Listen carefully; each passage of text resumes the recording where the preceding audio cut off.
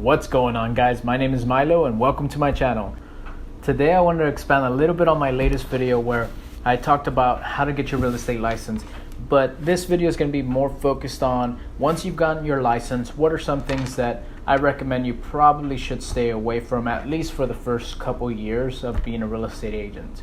One of the first things that you'll actually be seeing a lot of once you become a new agent is different conferences or seminars that they're offering to agents, saying that it'll change your life, it'll be the best thing for your career. And in my experience, conferences and seminars aren't really worth it. A lot of the times they're about $1,000, sometimes even more, depending on who's hosting them and who's going to be at that event. And the only real benefit you'll get from them is really that you'll meet other agents that have some experience, and maybe you can connect with agents in different markets, and maybe a couple years down the road you guys will do some type of referral. But if you really want to go, I would actually wait until you're a little bit more successful and you have a little bit more experience and you have a little bit more of a consistent amount of business coming in. Maybe set yourself a goal that after you do $10 million in sales, that you'll actually, save a little bit of money and go to those events. But as a new agent, your first or second year, I really would stay away from them, especially if you're only making enough money to pay the bills and then a little bit extra. I wouldn't waste your money on it. Now, thing number 2 that you should avoid as a new real estate agent is going to be paid coaching. Now, if you saw my last video, you know that I talked a little bit about finding a mentor. Now, a mentor and a paid coach are two completely different things. I don't want you to get those confused. A mentor is going to be someone that you can shadow day in and day out. You can listen in on some of their calls. You can go on listing appointments with them. They can coach you on how to work with buyers, and you end up paying them through your commissions. Paid coach is going to be someone that you're going to pay for every single month, and you'll meet them once a week or once a month, and they're really going to be motivational speakers, a one-on-one motivational speaker. They'll ask you how your business is going, and at the end of the day, they're going to ask you just 3 simple questions.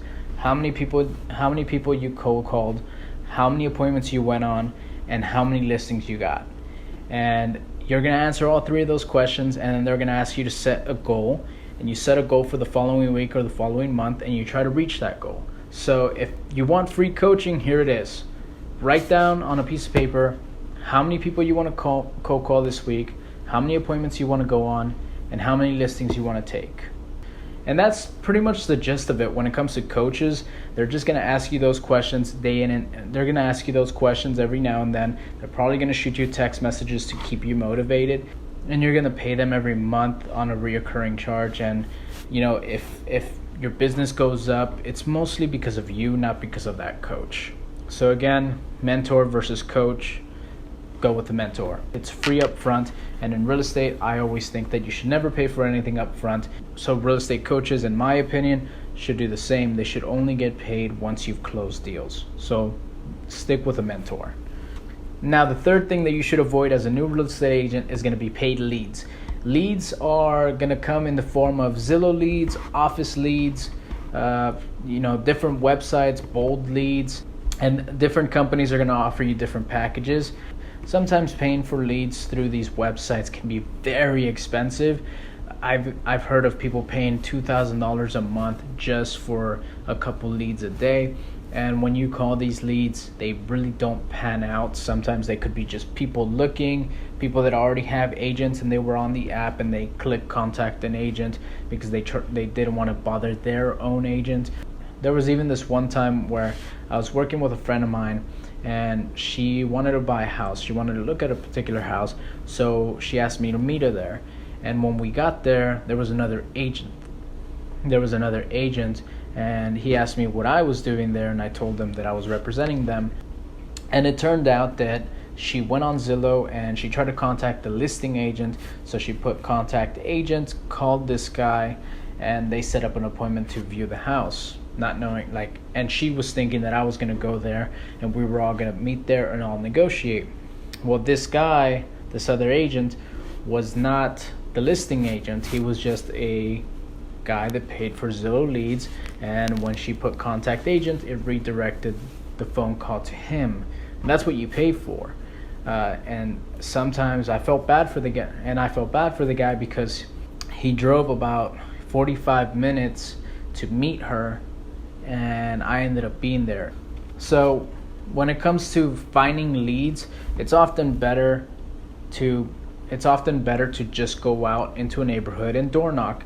You'll probably get a couple more leads that way. At the very least, you'll get contacts from people that aren't listed with an agent, but they'll see your face, they'll be more familiar with you, and maybe one day they'll contact you, and you can add them to your database and follow up with them in a couple months. If they're not interested, maybe once a year. But send them a letter after you've door knocked, after they've gotten to know who you are. Send them a thank you letter, then send them a flyer, and over time these leads will get nurtured into actual clients.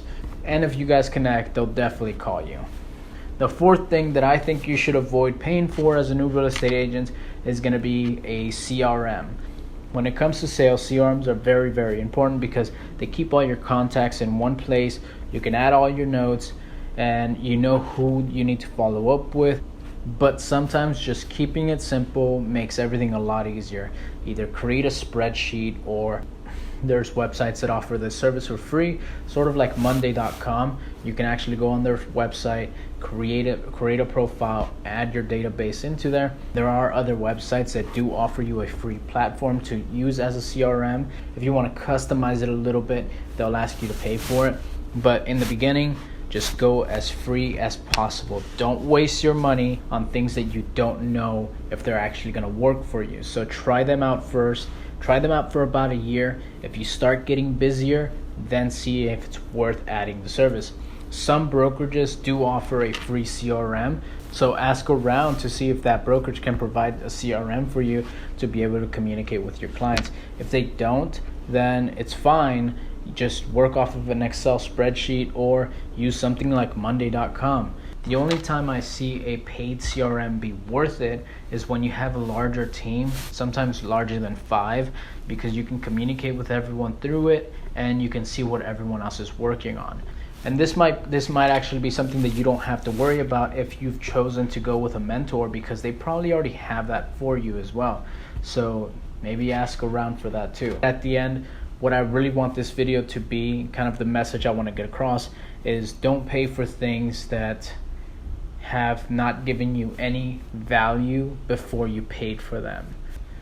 Well, that's going to be it for today, guys. Thank you again if you stuck by till the end of the video, and if you feel like there's something that I left out, or if you're a real estate agent and you think that there are certain things that newer agents should avoid, feel free to leave a comment down below and maybe we can start a discussion down there. And if there's something that you want to reach out to me personally, I'll leave my Instagram link below. Feel free to DM me, maybe we can start a conversation there. Alright guys, so have a good one and stay safe.